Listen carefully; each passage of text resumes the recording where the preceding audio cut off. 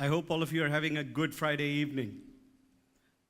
I'll start with a promise. I'll keep it very brief. Now, those of you who are present here in the morning or the early afternoon session for the panel discussions would have heard a lot of stuff related to disruptive technologies. It was all high tech.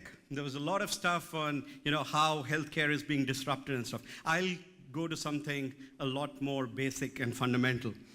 So let me start by referring to a term that's been popularized by a very rich and famous person who was in Singapore just last month.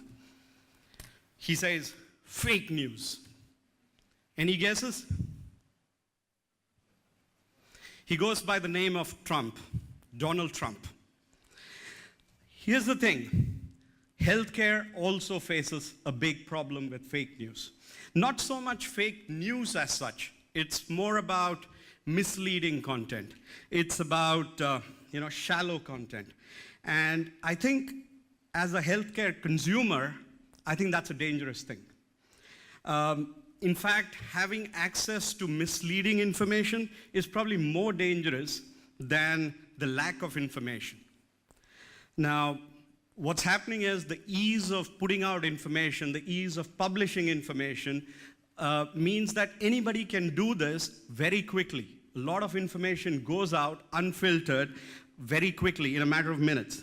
So you have lots of recommendations on all kinds of things, like simple migraine to terminal illnesses. You will have tips on top 5 ways to lose 15 kilos in 7 days, or 3 ways to be cancer-free, so on and so forth. You get the drift. Healthcare consumers are programmed to accept and believe what they see within the first few results of Google. I think earlier today in the panel discussion, I think one of the panelists referred to Dr. Google, how we believe what's been shown on Google. What happens is the what that comes up gains precedence over who is putting out this information. There's not as much emphasis on credible information, the credibility of the source of the information. Now, Google is trying to do a lot of work on trying to be, improve the quality of its search results. They're trying to give weightage to credible sources and so on and so forth. In fact, they have certain guidelines and for certain categories of searches that they call your life or your money kind of queries. And health obviously falls into this category of your life queries. And so they have more stringent guidelines. But the truth is that we are very far off from getting the kind of results that can be truly relied on. Now, why do I say all of this? I mean, I'm taking the perspective of a healthcare consumer here. And as healthcare practitioners, I think, all of us or all of you have a very important role in addressing this problem, in combating the creation and propagation of information or of misleading content. There's a lot of good that can happen by the sharing of your expertise and your experiences on a more regular basis.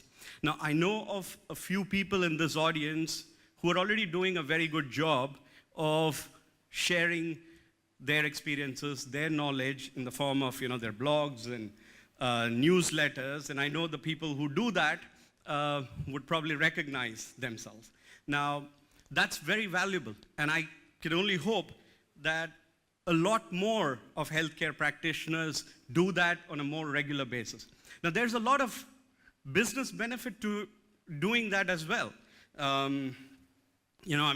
People talk of content marketing. There are content marketing and how content marketing benefits businesses. So there are business benefits too. But I think there is a genuine need for credible information. And people would value it, consumers would value it.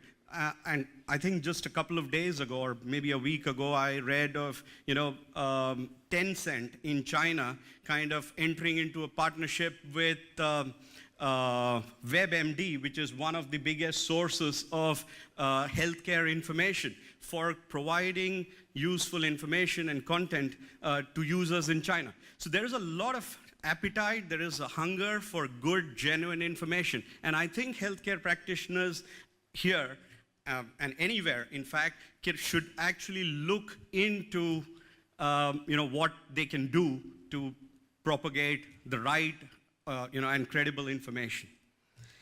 I think we, as healthcare practitioners, I guess the focus is obviously on increasing access to good healthcare, affordability of healthcare, and I think it's also about improving the quality of life. I think there were discussions today on how it's not just about getting cure and care, it is also whether we can actually have a real good quality life, and what I think we call it active aging, which is sort of aging luxuriously, or it almost sounded like that.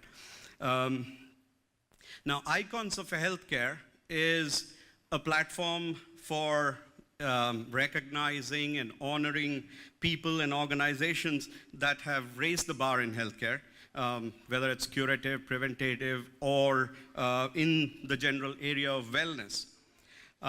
We also have a web platform called Asia Biz Today that brings to the fore these people and organizations who are doing cutting-edge work in healthcare. And our idea is to share stories of these people through this platform. We want to bring these stories out for, to a wider audience.